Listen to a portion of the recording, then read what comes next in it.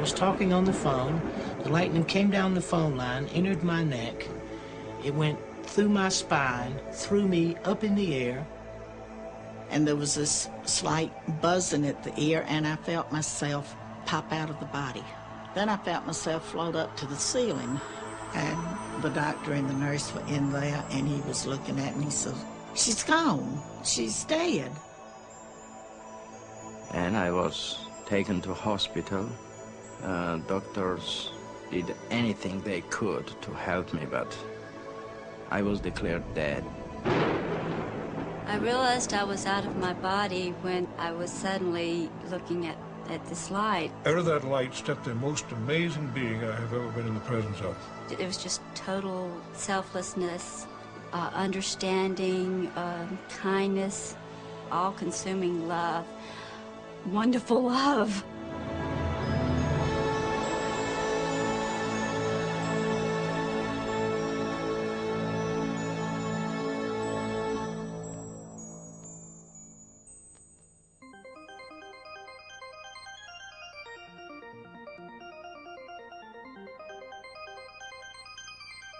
After a time in this light, all of these people have to pay a return trip back.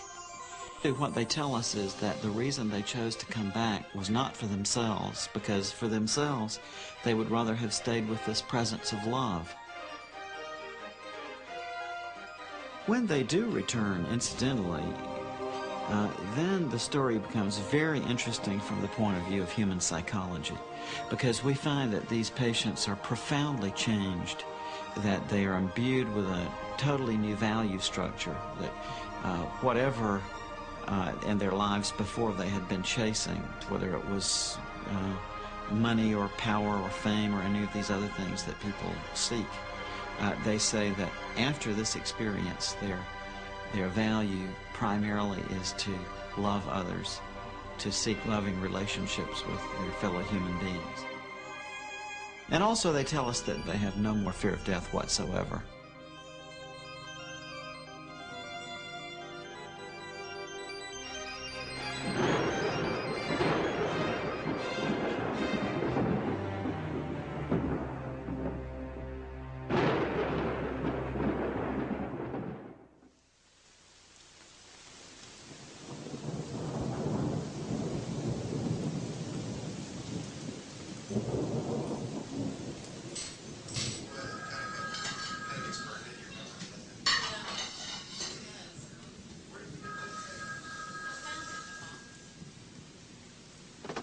Hello? Oh, hey, Mom. How are you? Oh, no. What's the matter? What's happened to him? Oh, no. Oh, no. I was shocked when I got that phone call. The one that nobody ever wants or ever really expects to get. There's just so many feelings that I really want to share. I just wanted to be there. Okay. Okay, well, we'll see you soon. Mom, I love you. My dad was fighting for every breath of life, and it didn't look very hopeful. Even though we lived 600 miles apart and only saw each other on holidays, at least we were on the same planet. And we could pick up the phone and say hello. The likelihood of losing all that seemed almost impossible to grasp.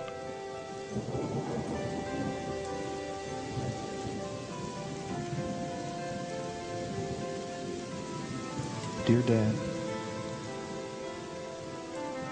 I'm so sorry to hear about what you're going through. I know you're rugged, but you gave us a good scare.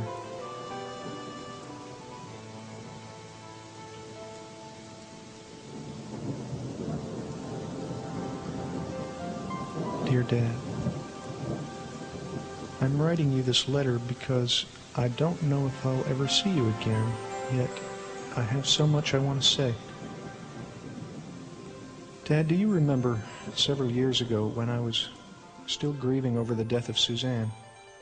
I found a great deal of comfort in some books I was reading about dying. It was at that time that I met a doctor of psychiatry, a researcher named Dr. Raymond Moody. I'm sending a copy of a book that he wrote, which was a great deal of help to me then. Dr. Moody has observed a pattern that occurs in people the world over, regardless of their culture or religion. As a matter of fact, the prior religious beliefs or background of the person doesn't seem to have much to do with whether or not they have an experience and even the content of the experience. We've even had people who say that prior to their experience they were atheists or agnostics who have very beautiful and full-blown near-death experiences. Really? And do they remain atheist and agnostic? Not at all. Once they come back, they tell us that they're totally transformed and they have no more doubt whatsoever that there is a God and that there is a life after death. It's about his research on the stories of people who have approached death, many of whom actually had the experience of dying and then were revived and lived to tell about it. What happened is I felt like I'd been hit by a train. But what had happened was I was talking on the phone, holding the telephone like this. The lightning came down the phone line, entered my neck. It went through my spine, threw me up in the air.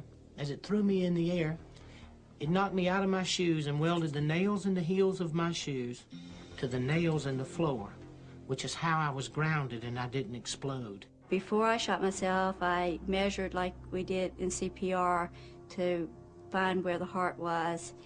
And that's where I just took the barrel and put it up against my chest and pulled the trigger. I had not responded to treatment. I was getting worse, and the doctor had come to see Ann. At this point, he says, I've lost her. She's gone. And I thought, well, who's he talking about? But just before this, I had been in terrible pain. I was just hurting so bad, I wanted to get away from it. 15 minutes before I was to be picked up by a Jeep, I was discovered to have a temperature of 106.5, and instead of waiting for the Jeep, the captain in charge of the ward sent me over to X-ray, and the last thing I remember was the captain in charge of the X-ray asking if I thought I could stand up long enough for them to get a picture of my chest. And I remember hearing that X-ray making that peculiar whirring sound and then a click, and I'm told that I collapsed in a heap.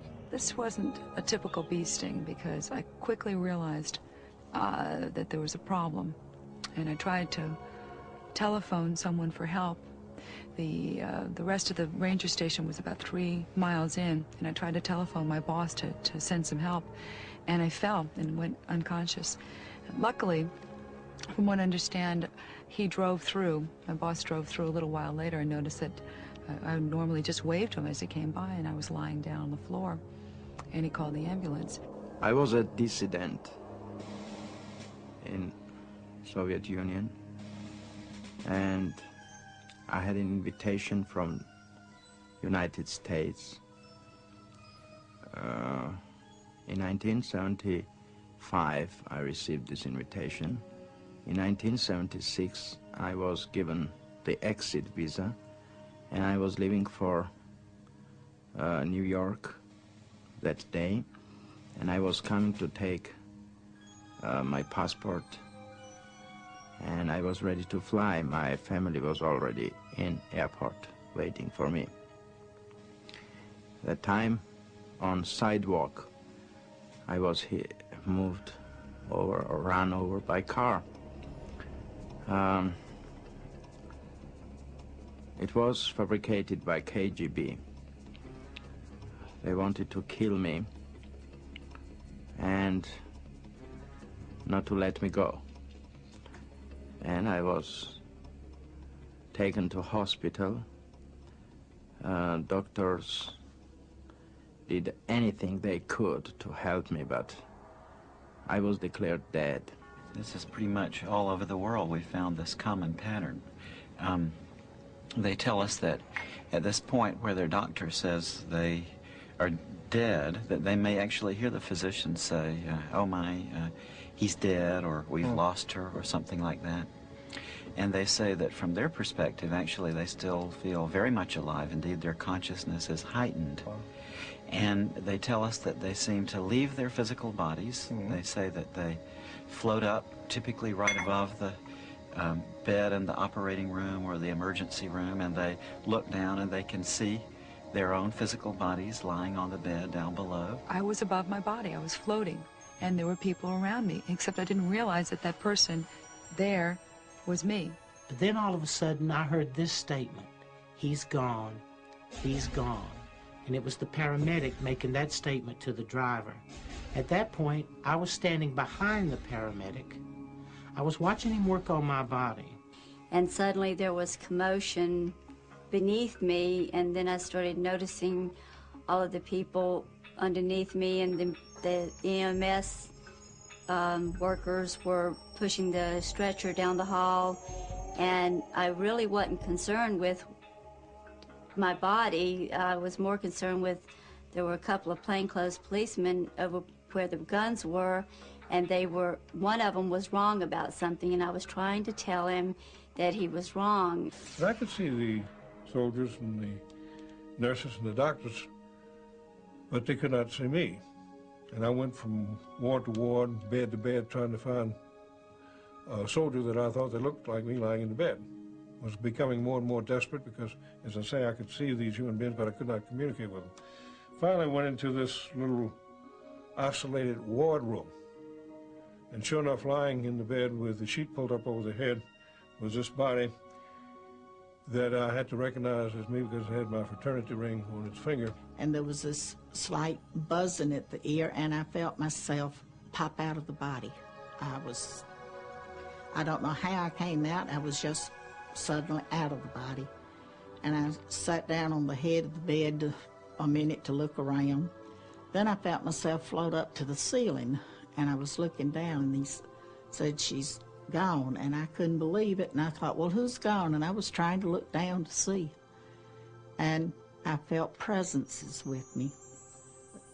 Guardian angels is what they were, but I called them guides. I was suddenly looking at this light that seemed to be in the corner of the room, but the first thing I thought was, "Where did you come from?" And she said, "I've always been here, but you weren't able to see me before." The reason I use she is because she emanated feelings of selflessness, love, all-consuming love, understanding, kindness, and those were attributes that I thought of as being feminine.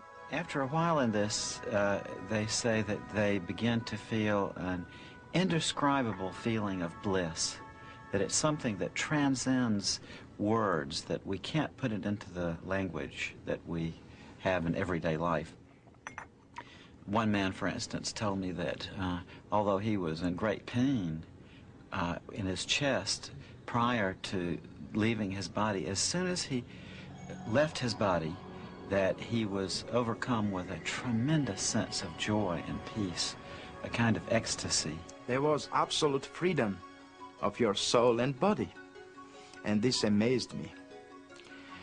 And this was very interesting too. I was happy to be in such experience because I could see their thoughts. I could see everything what was happening. I could smell, I could hear, and I could see their thoughts. This was the main thing what was very, very making me happy and proud. I don't know if this word is good to use here or not, but I'm proud of that I can see their thoughts. But I can remember that it felt very exciting to be above and to be out and looking down and not threatening at all. Then I knew I was supposed to be keeping up with my body, so I followed my body through the hall and out the front door. And there's something about being outside when you're out of your body, but when I got outside, it was just wonderful. But it seemed like I was always just kind of looking through the ambulance because I was enjoying being outside. It's really kind of a nice experience with the lights and everything and the feeling of lightness. As I have come out, I'm in no pain, but I'm also just free of everything. I'm no one's wife, mother, or daughter. I'm just myself alone. I have the distinct memory of always trying to look at myself and thinking how much better looking I thought I was than that. Because this guy was ugly, he was in trouble, and he had these blue lines all down his face. And I was happy, truly happy, to be away from that body. They could have it. And I did not feel one bit of remorse or sadness, no matter what had happened. But it was not bothering me. I saw my body and I hated it, and I didn't want to come to my body back. It looked like this sort of a feeble, sick person. And it didn't dawn on me until it seemed like many minutes later, I'm sure it was a flash, that that person was me. And that they were trying to revive me because I was dying. And in fact, my heart had stopped. There's a skeptical part of me, too. And I wonder sometimes whether or not this might just be people's hallucinations that they're going through, or just a natural shutting down process when the brain is dying. I used to wonder about that myself, Peter. What has turned me around on that issue is that so often these patients are able to give us very correct descriptions of what was going on during the resuscitation from a point of view they couldn't have had from the perspective of that physical body lying on the table. For instance, my friend Kim, who works at a medical university out west, was telling me that she was involved in resuscitating a young patient named Maria. And Maria had been believed dead, but was successfully revived, and when she came back to consciousness, my friend Kim happened to be standing there by her bedside. And Maria grabbed onto Kim and said, during the resuscitation, when she was out of her body, she drifted outside of the hospital entirely and saw an old shoe on a ledge on a window outside an upper floor of the hospital. And Kim was actually able to go there and to verify that the shoe was there exactly as the patient had specified. Really? And all of a sudden I'm aware of people out in the hall. The room had been sealed off because he was going to do surgery in the room. So I immediately went out through the door, did not open it, just went out. I was immediately on the other side of in the hall. But I go up to my daughter and I try to make her hear me. Kathy, go home and change her clothes. I couldn't make her hear me, so I went to her dad. And I said, Judd, take Kathy home, change her clothes. She shouldn't be out like this. While they were in the hall, and I was trying to send them home, a brother of my husband's came up. And he was talking to him, and he had gotten worried to come. And one of his neighbors was also in the hospital, and he came up and started talking to my brother-in-law, wanting to know what he was doing at the hospital and what he was going to do that weekend. He said, well, it looks like my sister-in-law was going to kick the bucket, and I was planning to go to Athens, but I'll stick around now to be a pallbearer. Later, I was also able to talk to him. He didn't want to admit it, but he did admit this is what he had said. And I laughed at him because it embarrassed him. It was amazing that I was never leaving my body too. I was everywhere who thought about me, but I was with my body. It means that I was not leaving the one part for another. I was everywhere at the same time. I could be in New York, I could be in Longview, Texas. I could be in Moscow, I could be in Tbilisi, Georgia. In any place, there was no distance and time at that time with me. And this time, I'm thinking, I want to see my sister. So I immediately find myself in Rockville, Maryland at her home. And she's getting ready to go grocery shopping. She's wearing a beige suit with a green blouse. She's had to go over the house and look for her keys that she had misplaced, had to find her grocery list. And finally, she walks out her front door to get in her blue Monte Carlo Chevrolet. And I feel there's no need for me to go to the grocery store with her, so I let her go on, and I'm going to pop over then to another sister who lives a few miles away from her. And this other sister had already left home. I was able to determine she had gone grocery shopping herself. So the guides asked me, was I ready to leave this area now? And I agreed, said yes.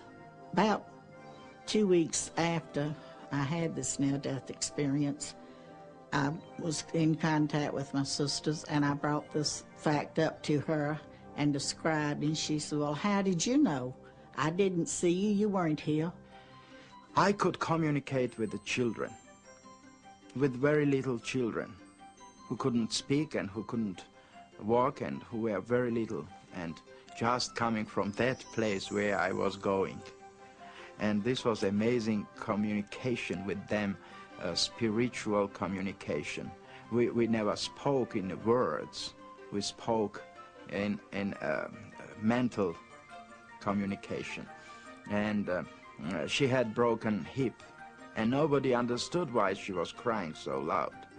And the doctors and these parents were very concerned about this. And I said, don't cry anyway, nobody will understand why do you cry. And she stopped crying and she smiled, you know, and it was incredible experience for that people who were around, and they looked at her and said, what's happened? Why she's not crying at this time? I want to tell them that, you know, she has these diseases, this happened with her. But I couldn't communicate with them. After third day, when I was back to my body, and after 3 days when I could speak, I said them that, you know, your daughter is crying because of this. She has a broken hip, and, you know, and this is the diagnosis which you are seeking on, you know, and they found that it was truth, you know. They were shocked and they were surprised. I've also wondered whether or not people may not just be going to places that they've known before in their memory. Well, they certainly do that. They do go to places where they have been, but they also fairly frequently end up in places where they didn't know existed on the way. And in one case, that of Dr. George Ritchie, he was actually able to find a place that he had seen in his out-of-body experience.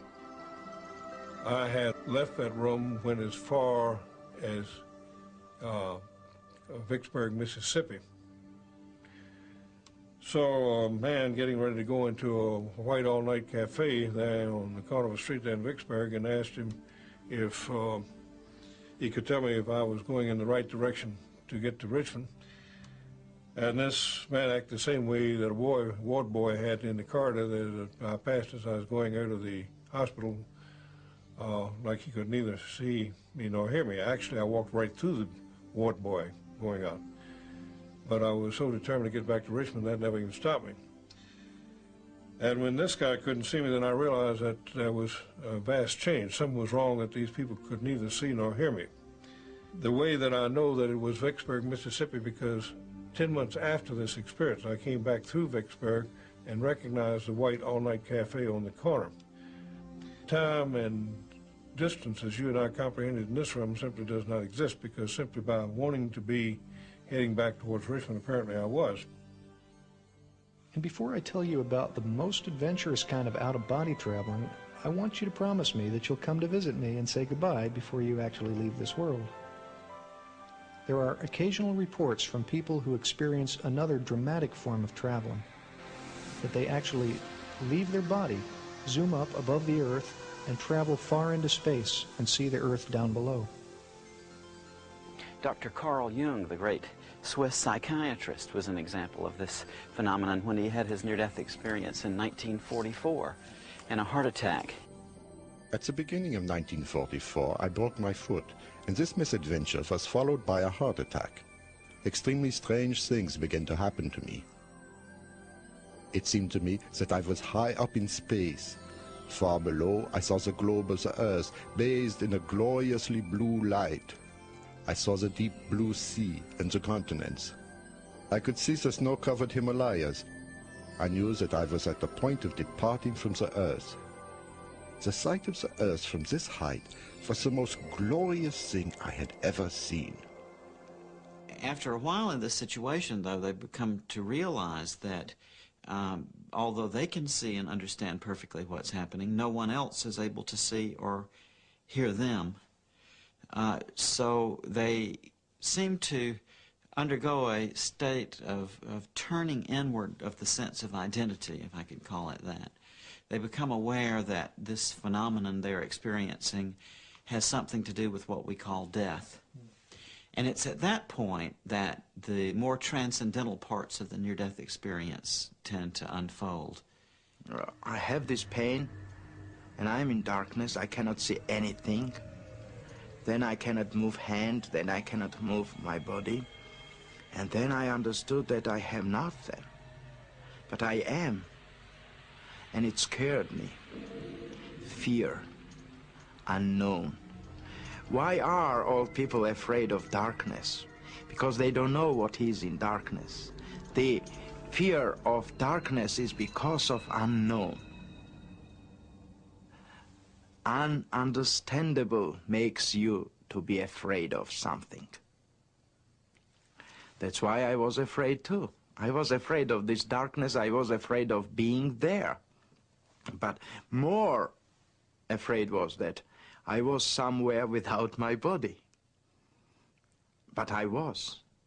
And I was a scientist, you know. I worked on idea of psychology and languages, you know. I learned physics, I learned chemistry, I learned many other physiologies, anatomy, and all it was based on dialectical materialism, historical materialism.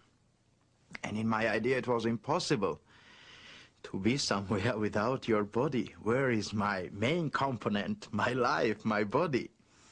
You know, I was scared to death, but I was already dead.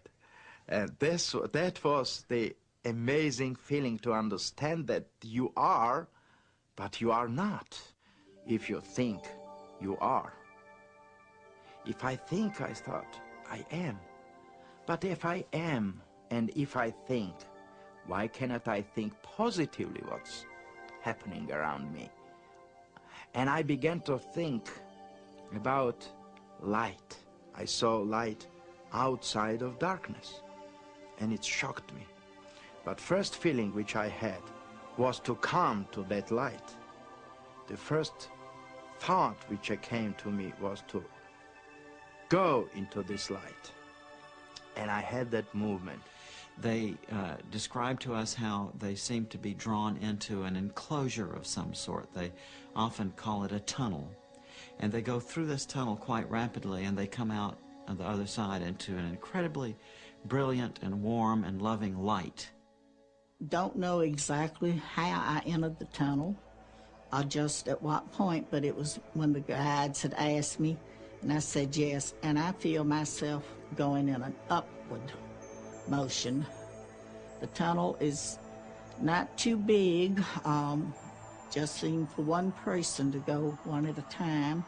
It doesn't touch you, or I didn't reach out and touch the walls, but it's black, and I feel myself going up and looking at light, bright light at the end of the tunnel. And the next, as I'm going along, I see the gray area, but I did not stop to go in and see just what was going on. I went on to come out into this beautiful pasture valley land, flowers, bright, beautiful light, brilliant color. Nothing here is like it at all. The next thing I remember is I heard a set of chimes. And as I looked at an angle, probably 35 or 40 degrees, I could see a tunnel. The tunnel was like a spiral, like it was moving whether I was moving or not. Then I began to whisk down it, and I could hear these chimes.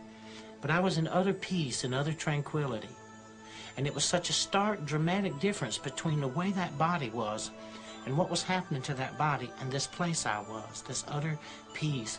As I moved closer to the light, I was kept being surrounded and filled with this love of like, I can't describe it except when you haven't seen your parents in a long time. If you've been away from your family, and when you first see your mom and your dad, that feeling when you're a small kid, that feeling that you get, I knew I was safe, I knew everything was peaceful, and I knew it was right. As I came into the tunnel, came through the tunnel, I came into a place much like walking out of a dark room into a bright room, as if my eyes were trying to adjust to this brilliant light. The contrast between the brilliant light of the lightning bolt and the brilliant light that was in the tunnel was another thing that was quite dramatic. Because this light was so brilliant and so bright, it passed through me, it permeated me. It and I became one. For years now, we've been using the expression of seeing the light at the end of the tunnel. And I wonder whether it was started, perhaps, by people who had near-death experiences many years ago.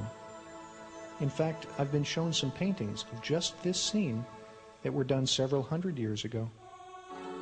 In the 15th century, the Dutch painter Hieronymus Bosch even painted this theme in his painting Ascent of the Blessed.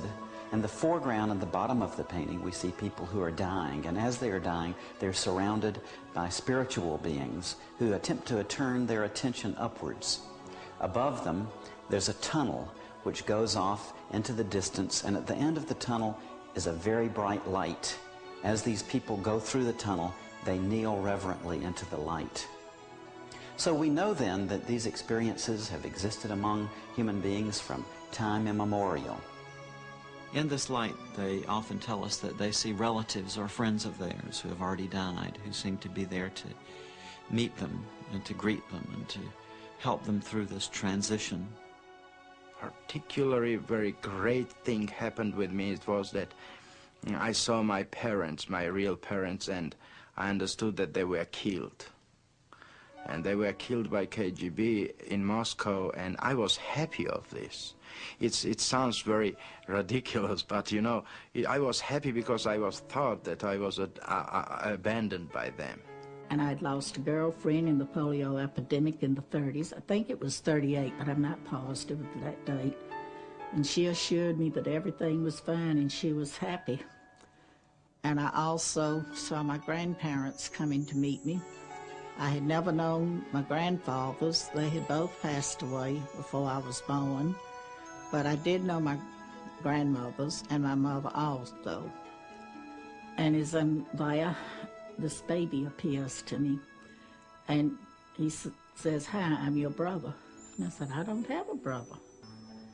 And we don't talk as I'm talking to you. There was no way of misunderstanding. It was more like it was mental telepathy.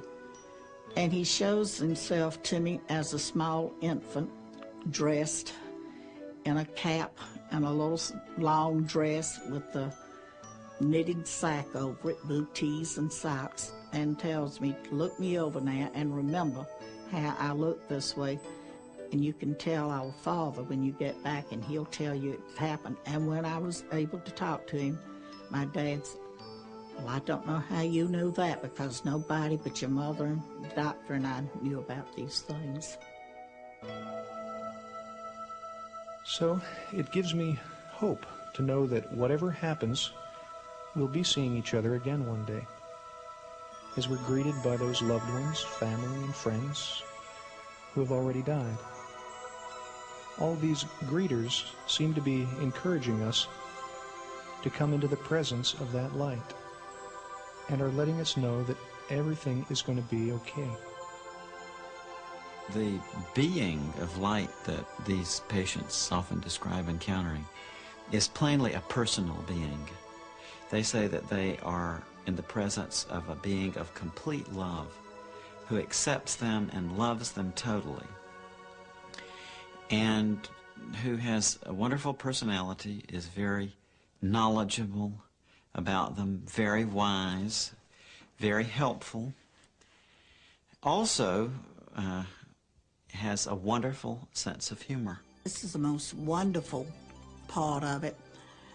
This is a warm, loving light. It's the most masculine, but it also has overtones of mother love, sisterly love. This just pulsates around. He has totally accepted me and forgiven me for everything I've ever done, but can I forgive myself for some of these selfish things I have done? She took on all the pain and all the suffering with total understanding of what had brought me to that point. And it was like we were intertwined, and that everything that I felt, she felt too. And there was this unconditional love, like most parents have for their children, that no matter how bad I might have been, or that I was totally loved and totally understood, because she understood the motivation behind what I did. There was this togetherness, this empathy that she had for me, and just wonderful love. And sitting there wondering what to do next, when suddenly that room became flooded with light. And then three things happened simultaneously, just like that. Something deep inside of the spiritual being sitting on the side of the bed looking at the corpse lying in the bed was told to stand up. You're in the presence of the Son of God. Out of that light stepped the most amazing being I have ever been in the presence of, the most powerfully built male I have ever seen. To my right, I saw a being coming toward me. In those days, I had never heard of the death experience or ever had it described to me, so I had no idea how to relate to it. Since then, I've heard people describe it as God or Jesus or Moses or lots of different names, a great angel. I believe that this being of light was my higher self, the greater part of me, looking at the part of me that just experienced this life. As this being, because this being, I was so comfortable with this being and so assured that only if someone knew themselves and knew the love of God in them, then they could have that same relationship with themselves. And it was as if this being had come to be with me. And now, once being in the presence of a being who knows everything about you, to know that he totally accepts you and totally loves you, I never wanted to leave this being again under any circumstance. Yeah, this is one of the most interesting parts of the near-death experience to me. These patients will tell us that in the closing moments of their life, often in the presence of this being of love who is with them, that they see a panorama before them which consists of every single thing that they've ever done in their lives, from the moment of their birth right through the time of their close call with death. And they say that they see it all simultaneously, not with the events in temporal sequence, but rather all display there at once in a way that they find very difficult to describe.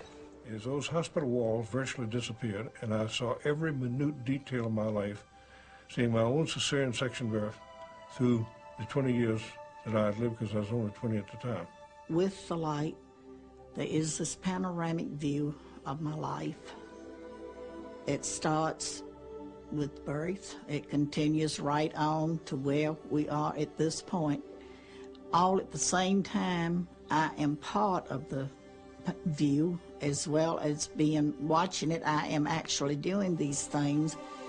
I guess it's a speeded up version of a camera that just runs double time or something. But I actually had the feelings of what was going on as I saw it, and also standing off to the side and being able to look around and look at the different things that went on at different times in my life. I saw all my life, but it's in that dimension which cannot be described. This was holographical view of being inside of your life, and then being as a viewer, participating the play of theater which happening there. But it is you, and you know that you are this. At Disney World, they had this Kodak ride where you sit in this seat and you go, there's this movie that surrounds you, and it makes you feel like you're a part of the action, and you can even get butterflies when there's a big drop or something. So it was around me in a form to where it was like I was participating, but it was participating in the mind or in thought, but it just seemed like a lifetime of pain happened in just a short period of time. If I had a panoramic view of my life, every feeling, every thought, every action, every deed, all at the same time. The same time. And as it started happening, I began to see how I affected the person that I had the encounter with, or the experience, whether it be me personally or whether it be someone else. And then how they were affected, how it was one step removed from us and how they were affected. And believe me, there is nothing hidden in your life. If you imagine this panorama of your life as like a still pond, and each action in your life is like a pebble which you flip into that pond. At the point where that pebble impacts on the surface, you see ripples going out. Right. But he said that as these ripples in this panorama impinge on others, then you can see the secondary effects going off from those people in the form of ripples. I see. So I think it illustrates how tied in we all are to one another in this life, how profoundly our actions and our feelings affect others. And of course, in this life review, we're made aware of that in a very profound way. Yeah. And people say, too, that it's not the events in your life that you would necessarily expect which get reviewed. It's not the big accomplishments, but rather the simple acts of kindness, often things that you would even have forgotten. You will see the things that you did out of your heart, helping an old woman, picking a kid up, helping someone, an action that you take, uncalculated, unthought, just out of goodness of your heart. These things herald through the universe, not your great accomplishments, not what you achieve or what you think has value. The little things have value. And what I had always thought was important and nice things I had done, they didn't even count for anything. It's the little unknown things that you do for one another. And love there is always helping to give others a love and helping hand along the way, and at the same time you're benefiting because you're receiving also. And the question was, what have you done with your life to show me? Well, I'm looking around this panoramic view, and I'm hoping that you'll notice some good things, and of course I'm trying to pick the best thing, and hoping you won't see some rather embarrassing things that happened to me as a teenager. And I thought, well, I was an Eagle Scout. Immediately came back, that glorified you. Again, the answer the second time, what have you done with your life? But this time the emphasis was on to show me. But I understood what he was saying. He was asking me, had I learned to love my fellow human beings the way that he totally accepted and loved me? And when you look at it from a place to review and to be critical of yourself, not to be judged, to be condemned. There is no condemnation in it. There is none. There is nothing but, hey, look at yourself. Look who you really are. And look what you've done. And then give it a value in the eyes of God. The death experience gives you a value of what that love is, that you are so deeply loved and that you yourself so deeply love. You begin to sense a part of yourself greater and far more magnificent than you ever give yourself credit for. Frequently, too, people tell us that this being is also interested in the knowledge that they've acquired in this life.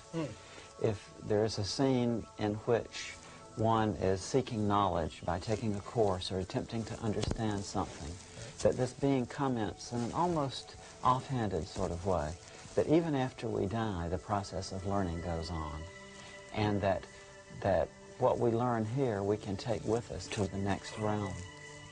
People say that love primarily, and then in a secondary, almost grace note sort of way, that it seems to be the knowledge and the understanding we acquire. How interesting. After a time in this light, all of these people have to pay a return trip back. And it's very interesting that when they do, after having been in the presence of this being of love and light for a while, they literally don't want to come back. They resist the attempts very often made to send them back. I never wanted to come back. I wouldn't have traded, and I would not trade today. For the few moments that I got to spend on the other side, I wouldn't trade 20 of these lives.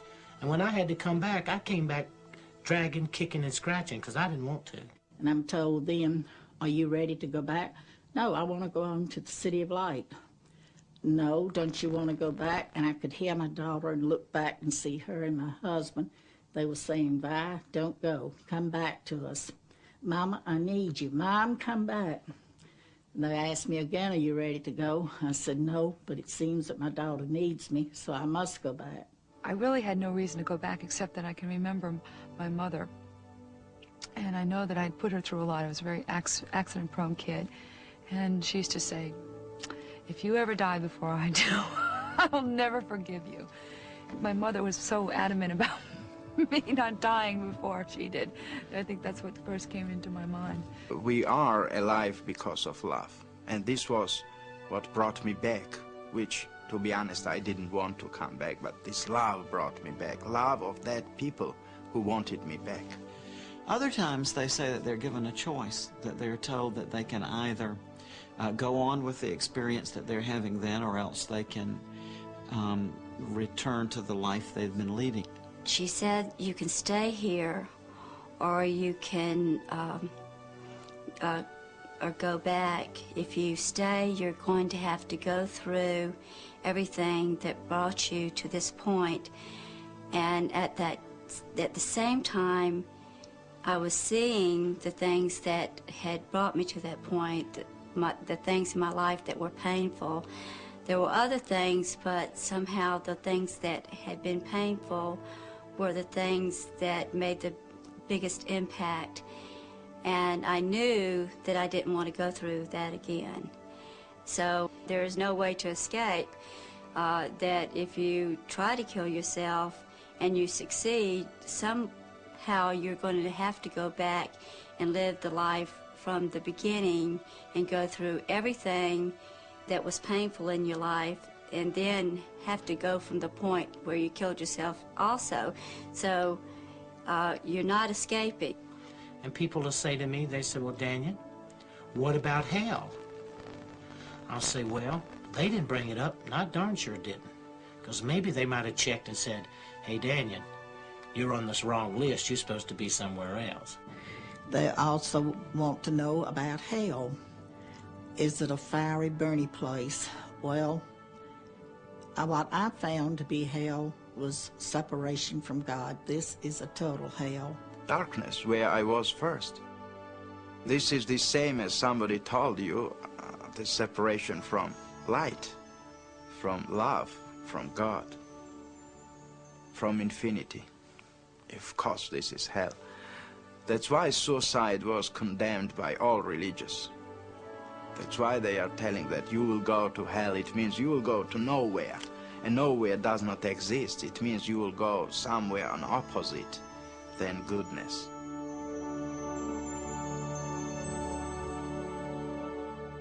Very often they're told, it's not your time to die yet. You've got things left to accomplish, so you must go back.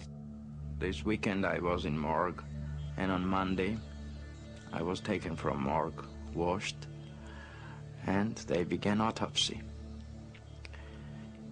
It was 11 o'clock in the morning. When they opened my abdomen, they took hematoma, and they began this T kind autopsy, and some great power took me with neck, I think that part I can explain, and pushed me down. And I saw this movement down, and then I felt my headache, and I opened eyes. And this was coming back to my body. The next thing that I knew, I was floating over my body in the emergency room, and they were working on me. Then they stopped working on me. They put a sheet over me. They filled out a piece of paper, and they rolled me in a room. And I was lying in that room, and I was hovering above myself, watching myself. Then I heard what appeared to be an elevator door open, and these two guys came in, and they were getting ready to take me someplace. I later found out that that was probably the morgue. Then at that exact moment, I was inside a body again. It was on fire. It was in pain. I could not move. So I started blowing the sheet. And they jerked the sheet off, pushed me back into the emergency room, worked on me and stabilized me. And in the course of the next 7 days, I was completely paralyzed. That it's so touching to me that in the closing moments of their life, that so many people come back reporting that what was most important to them at this time was love, the question of how they had loved their fellow human beings. It had a lot of effects and change in my life. It's made me a more understanding person of others. I know I don't have the right to take my life. Didn't want to return, and I would love to go back. Someday I will. And then I hopefully can stay and not have to come back and try again. But I know I cannot take my life and go there. Things would not work out right. But I think I'm a better person by watching for the needs of others and not being always selfish. Well, I'm still selfish. I'm still a human. But it has changed my way of thinking. How to love other people and how to forgive and to put yourself in the place of other people in order to understand them. And that's something that you have to do in order to love people and in order to love yourself. Because if you hold grudges and you, it hurts you and it hurts the other people, and it is a barrier to love if you can't forgive. You don't necessarily have to forget when people hurt you, but you have to understand them and forgive them. And I think that that is the most important thing about love that I've learned, and how to look at how we're alike rather than how we're different. This is the main message which I brought back, that love is what cannot be changed. This is everlasting. And love is with life always together. Love, what keeps this world alive. Love as an eternity. Love as a basic of humankind. And we are alive because of love. I think the most important point about the death experience is that it is orderly. And the fact that small children, all the way to grown people, have similar experiences. And if people could understand that if they would pay more attention to each other and to care and have faith and hope in each other, we could also begin to believe and have faith and hope in the true nature of the love of God. And not God in a religious value, but God in a spiritual value. That through love all things are truly possible. And also they tell us that their fear of death is totally gone after this, that they have no more fear of death whatsoever. I saw life as a infinite life, infinite light, as a everlasting being. We cannot die because we are already created to live forever. The dimension of spirit is everlasting life. The third thing that I've learned is that life is forever. Death is nothing more or less than a doorway, something you walk through. Death does not exist. Don't be afraid. Death is only the part as a station, railroad station, where you come always to go to another life. I find it very comforting and encouraging to hear from so many people who have explored life beyond physical death that life goes on. So I know it's true, if either of us went tomorrow, we'd be joined again in what must seem like an instant. Back in a flash, as you always say. But whatever happens, I want you to know that I feel very blessed to have had you as my father, and I love you very much. With much love, Peter. Know that it'll be a safe journey, that you'll be taking that journey not alone, but surrounded by love, a greater love than you understand. And when you get to your part and place in that journey, whether it be not to come back or to be like a few of us to return, know that it symbolizes the orderly way in which God has prepared life for each of us, And in that life, the orderly passing and movement to another life, that you do not die, that the love of God sees you through all things, and that you will be forever, just in another place.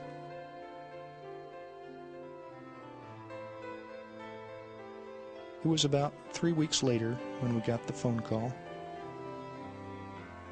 I was told that he died with a smile on his face, and the last words he said were, "The light."